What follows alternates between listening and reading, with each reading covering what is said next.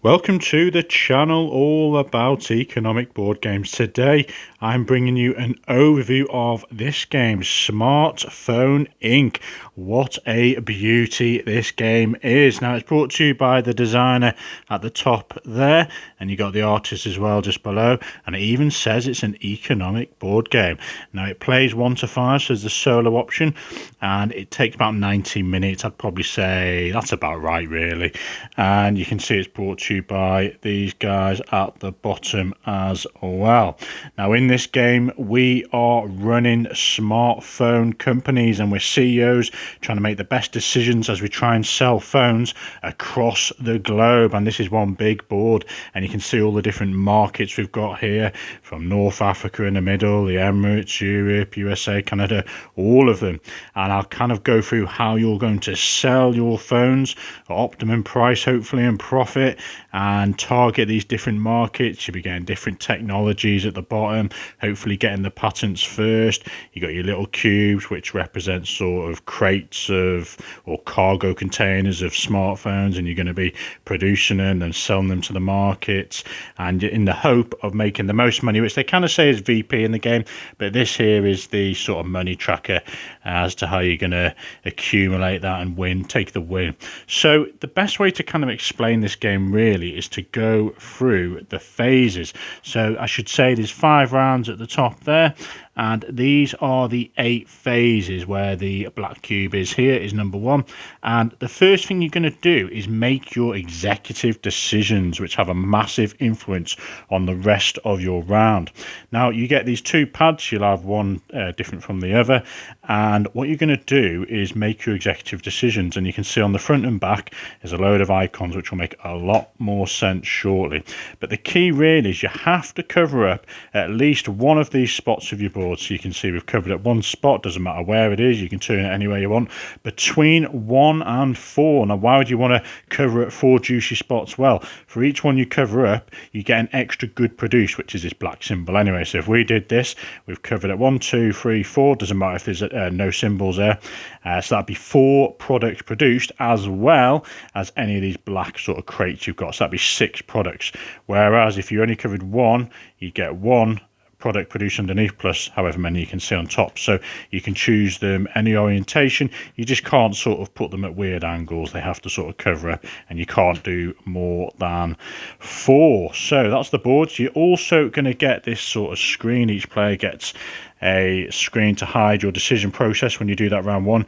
You get your own unique sort of starting improvement, bit of maths table here as well, and some nice art on the background to sort of show your organization. So you're going to be making that decision secret, and you're going to have to place your improvement on there somewhere. It has to fully be on there, or if you don't want to use it, you can turn it over and you're going to get a good. So once everyone's made their decision, I'm not going to think too hard, let's cover up those 4 and put that one there. Those will mean something in a minute. You then go to number 2. So you'd move that along. This is where you set your price. So you've made your executive decisions. You're going to now go over to the price thing. You can see you start on 5. You'll always reset to 5. And you can go as low as 2 or as high as 8. And that's how much each of your smartphones are going to sell for. Now, you would look at your board, and if you had any of these red price symbols, there's also a plus somewhere on here, this one here. So let's just say this was the case. You would look at these, so you can see we're going to go up 1, but then we're going to go down 1, so we remain the same. If it was like this, you're literally going to go up 1, and you have to do that action. So if that was yellows, you'd literally just go up 1, and your phones are now valued at 6, which is crucial because you will make more money per phone sold or per container of phones sold, and it also dictates the player order. So whoever has the lowest priced phones will go first. If it's a tie, it goes to the priority rule, which is where you look at the sort of victory point track, and you can see whoever has the lowest will break the tie, essentially the priority rule. So in this case, you can see each color company starts on a certain position, so yellow would break the tie at the moment.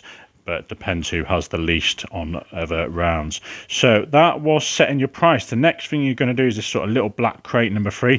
That's where you're producing the phones in your tray here, your factory. So again, you'd look at your board, you can see we've got 1, 2, plus the 2 we've covered up is 4. So you'd literally take 4 cubes from here, plonk them in here, this kind of little crate, and this has got a little padlock which you might not be able to see in the camera.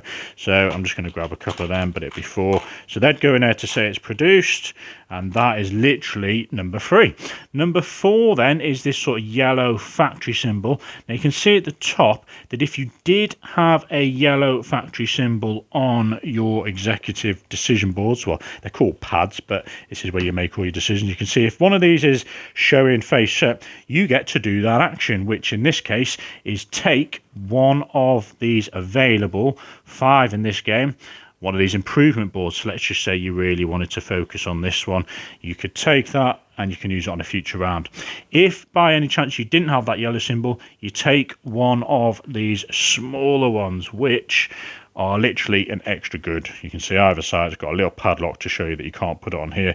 You keep that and you're going to get an extra good produced each round. Now remember, you don't have to use these, you can just turn them over and get a good, and that's what the padlock represents as well. So that's the number 4. Number 5 then is your technologies and kind of innovation, which is at the bottom here. So you can see this little cog, you've got all these technologies from 1 to 6, if that sort of focuses. Now let's take a look at one here. So this one, let's go for the battery or the game one. So the game one, so you're going to have to place development tokens here, or progress markers they're called, and if you have 4, so the number in white, you've attained this patent. So the first person to do it is going to get the patent. You're going to get a few extra victory points at the end of the game, or money, and the next player or players to come along here only have to put 3 progress markers here. So let's demonstrate this then. So looking at our player board, you can see this is the strategy we're in for. We've only got 1 cog available. So we take one of these little progress markers, which kind of look like little tiny stairs, and you would choose which one of these areas to put on. So let's just go for this gaming pad. We want to get more gaming technology onto our phones. Now we've only placed 1. If we'd have kind of gone for a different strategy where we had maybe 2 there and we kept that one like that, we'd have 3 visible. So we could have put 3 there. We could have split them as well. Now once you do achieve the 4, you would literally take this, you'd score those at the end of the game, you keep it in front of you to show that you've got the patent, and you would take the final counter. So you got your progress tokens, your goods, and you've got these little offices, and this office would go on here to show that you now can take advantage of this ability because your company produces this sort of technology in your phones. And in this case, you get to place an office in a small region now, so it's an immediate benefit. And on the board you've got these little S's which show small, medium and large, and I'll go on to the board in a moment. So this is technologies.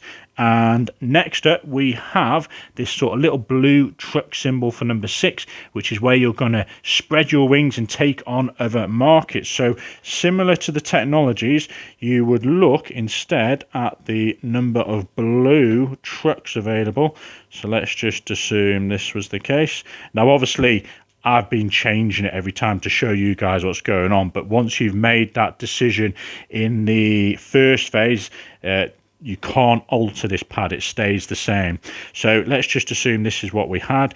We got 2 blue trucks, which means we can take 2 of these tokens, the progress markers. Now these they're unlimited basically. If you run out, you can use other counters to represent them. But you can see on the board that we're going to start as yellows in India. You've got a little marker below just to put that, and you put your office in there to show. Now you can expand into different markets through these connections. So we could head into China, and if we wanted to, well, we're going to have to put these progress markers out. And when we have 4, we can then take those 4, put them back, and we can put an office in China on the furthest leftmost spot, which is key because it kind of shows the victory points you could potentially acquire when you get area control there. So the more offices that go there, the more victory points can be attained. So that's how you spread out to different markets, and you have to go through these lines. So you'd have to go to here if you wanted to get any chance of getting to North Africa and so on. So that is number 6. Number 7 then, 2 icons there. The furthest left is where you're going to sell the goods. So you take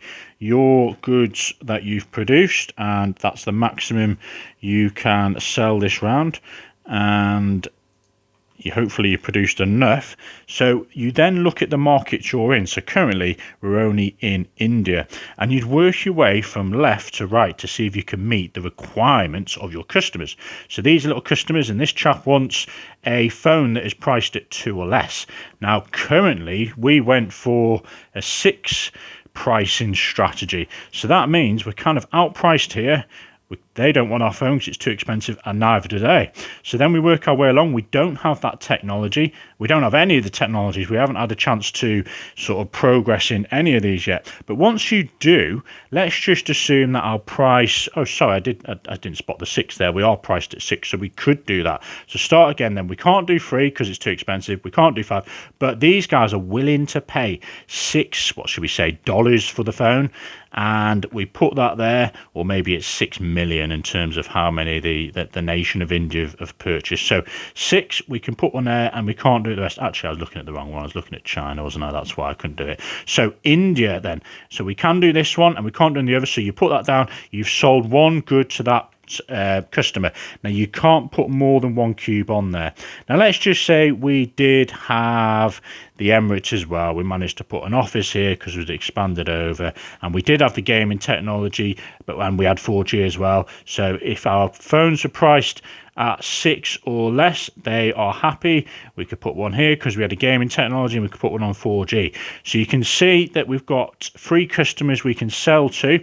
Now if our competitors, let's just say the Reds in this case, came along and they managed to have the N technology, or however you pronounce it as the N, then what would happen is no one else can go here because all 4 customers have been sold to, and area control will come into play on number 8. Now we've sold our goods. Next thing we do, or should I say we've placed our goods on the market, next thing we do is recycle them. So if you did have any goods that you didn't manage to get out, you just plonk them in here, and this is where all the sold ones go. Finally, number 8, then you're going to actually figure out how much you're going to sell things for, and you can see the blue one is area control. So you're turning your actual goods you sold into money. So you look at the board, you look where your cubes are. So in this case we've got 3 here and 1 here. 3 plus the 1 is 4, so we've sold 4 goods across all the markets. We look at the price, and it's literally just a multiplier. So 4 times a 6, 24 bucks. We add that over to our victory point track like any other game. We then figure out the area control, and it's simple. You got 3 here versus 1, they're going to get it. So in this game, 1.2 the yellows. If that was a red, it doesn't matter, they're just offices. It doesn't mean you have to have that one. And let's just say there's a red office here, then you'd have had 2 victory points. Now if all the offices are full here, second place would actually get something. So in this case, yellow would get 4 and red would get 2. So you look across all the markets, you have to have sold at least 1 good in that market to have a chance of getting the area control. And that is literally the 8 phases. You then do a bit of a refresh. This one here is take your sold goods off the board. You then replenish, you get rid of all these improvements, and you put out some more from the stack. You then change all the prices back to 5, which is important, and then you move the round marker. So you got those 5 rounds as we set up here. In the final round, obviously getting those improvements is a waste of time because you haven't got another round to be using them. And that is pretty much the game. You're trying to sell those phones to the different markets, and to be able to do so, you want to be investing in these technologies so you can have access to certain customers. You want to be fluctuating the price so you can get to customers who want certain pricing strategies, and whoever has the most money, or victory points as they call it, is the winner. Now at the end of the game, you literally take the victory points you've acquired from throughout the game here. You'll add up any of these patents you've received, so you get 8 for that. And there's something I've not mentioned just yet, but there's these retail boards. Now in a 5-player game, the whole world is open for usage, but if you play with less player counts, you're going to have to add a number of these retail count board, which basically cover up the customers, and it's kind of like a one-time use. So yellows, for example, if they went from South America over to North America, you'd literally pop it on the furthest left, and they're going to get 13. Actually, sorry, that's a cube. I want an office counter, which is here. So you put an office counter on, they get 13 at the end of the game, next player 10, and so on, and you get an immediate benefit as well, which in this case you can put one more progress marker straight away onto one of those technology spots, and you can see you can't go here more than once. So some of those will be hogging the board in a 4-3-2 and a one-player game. Now, turn order is massive, folks, in this game. If you have a product that is more expensive than your opponents, you're not going to be going first. In this case, the yellows have gone for the cheap option. Let's just say they're on 4. And why does that matter? Well, when it comes to selling, or when it comes to choosing, say, for example, your improvements, they're going to get first dibs over these. Boom.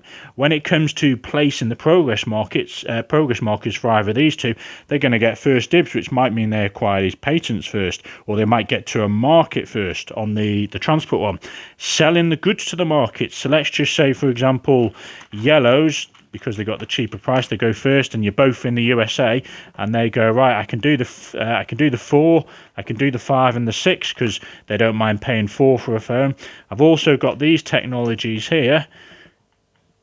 And then Reds come along and they had the US market, and they're like, oh, what can I do now? I can only literally do these two, which I don't have, and that's too cheap. So they've been ousted from the market. So it's a great way to influence your price, to have control over which markets you want to get to first. And that is pretty much the game, folks. If you're after a more deeper video with a bit more going on, you can have a look at my run through. I'll be bringing you guys next week.